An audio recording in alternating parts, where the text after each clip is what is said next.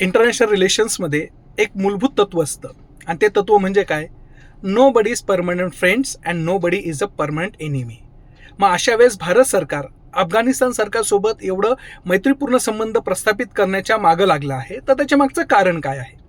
तसं बघायला गेलं तर भारत देश हा लोकशाहीच्या आधारावर टिकलेला देश आहे आणि त्याच्या अगेन्स्टमध्ये जर आपण बघायला गेलं तर तालिबानला कोणत्याही प्रकारचं असलेलं लोकशाहीचा असलेला आधार नाही आहे. तरीही भारत सरकार इथं तालिबानचं प्रेझेन्स मान्य करतोय, इंटरनॅशनल रिलेशन्समध्ये त्यांचं ॲक्सेप्टन्स केलेलं आहे आणि विशेषतः अफगाणिस्तानसोबत रिलेशन वाढवण्याचा प्रयत्न करतोय.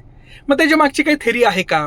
येस, आपल्या पॉलिटिकल सायन्समध्ये चाणक्य आहे आणि चाणक्यनी एक थेरी मांडली होती. त्या थेरीचं नाव आहे मंडल थेरी. मंडल थेरी म्हणजे काय की आपल्या देशाच्या अवतीभोवती असलेल्या देशांसोबत आपले रिलेशन कसे असले पाहिजे. जसं की मंडल थेरीमध्ये सांगितलेलं आहे की आपला जो नियरेस्ट कंट्री असतो, जो बाजूचा देश असतो, त्याच्यासोबत कधीही आपलं हे शत्रुत्व असतं. जसं की पाकिस्तानसोबत आहे. मग पाकिस्तानचा जो काही शत्रू असणार आहे तो ऑटोमॅटिकली आपला काय असणार आहे? मित्र असणार आहे. जसं की दुश्मन का दुश्मन हमारा दोस्त होता है. मग त्या प्रकारे आपला भारत देश पण अफगाणिस्तानसोबत एवढे रिलेशन्स मेंटेन करतोय बिकॉज ऑफ तो पाकिस्तानचा शत्रू आहे. मग आता जर पाकिस्तानला जर अमेरिकेचा सपोर्ट भेटत असेल तर अशा वेळेस भारताला पण त्याची असलेली एक बाजू मजबूत करावी लागणार आहे.